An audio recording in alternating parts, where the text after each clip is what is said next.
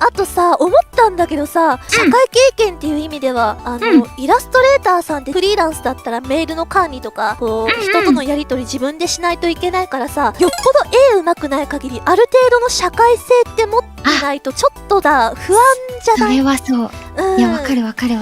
そう、なんか、自分が社会性があって、その礼儀正しかったから、お仕事もらえたんじゃないかなって思う時もあったりする。めっちゃわか思い返してみればだけど。る。いや、でもそれは絶対にそうだと思うよ。だってめっちゃ絵上手くても、コミュニケーション取れない人とか、なんか香ばしい人とは仕事したくねえもん。って思う。もうそれこそ本当に、超神絵師、超トップの頂点の、この人の絵じゃないとダメですみたいなぐらい上手い人だったら、ある程度許されると思うけど、そういう人って本当に一握りだから、社会性ってそう、持ってた方がいいと思う。絶対そうだと思うわ。次はね、プロでお仕事をする、そして続けていくために大切なことって何ですか？やっぱ健康かな。そうだな。さっきちらっとお話にも出たけど、社会性はマジで大事だと思うな。それは本当にそう。社会性は持っておくのと、あと、締め切りは守った方がいいと思う。そう。みんなびっくりするかもしれないですけれども、締め切りを守る人はめちゃめちゃ大事にされます。そうなんです、みんな。そうだぞ。そうなんだぞ。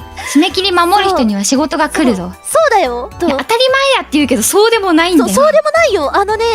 仕事を詰めてしまった結果、遅れることとかってあるよ。そう。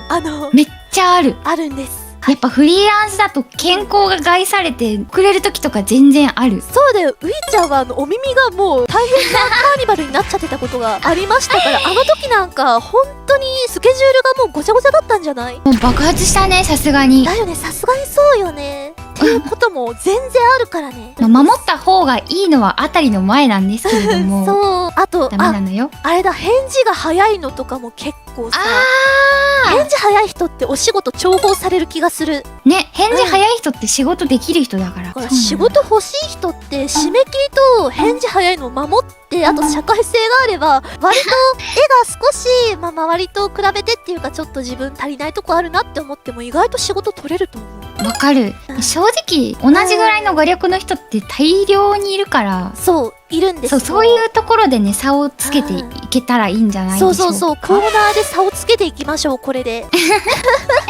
当たり前のこととめっちゃ言われてるけどね、マジそうでもないんだよ、界隈的に。そうなのよ、みんな。だからこれ覚えときな、本当にね。覚えといたら、そう、なんかあった時にそういえばこうやって言われてたから、じゃあ締め切り守っとくか、返事早く返しとくかってなれば、仕事がバンバン来ることもあると思います。信じられない話なんですけれども、仕事をお引き受けしておいて、ドローンする絵描きさんって割といるんだよ。います。いる。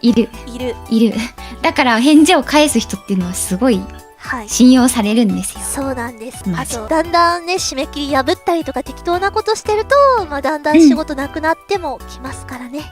業界つながってるからね。そう、あいつやべえぞっていうのって割とこう入ってくるんで。大事だね。大事ですね、やっぱりね。駆け出しの時とかいっぱい引き受けたくなると思うけれども、一個ずつ大事にするの大事だなと、これはね、次回なんですけどね。経験者は語るよりもゆずるもそう思うわ。一個一個大事にしていかないとね。思いますわ。ということで、何かね、参考になれば嬉しいです。嬉しいです。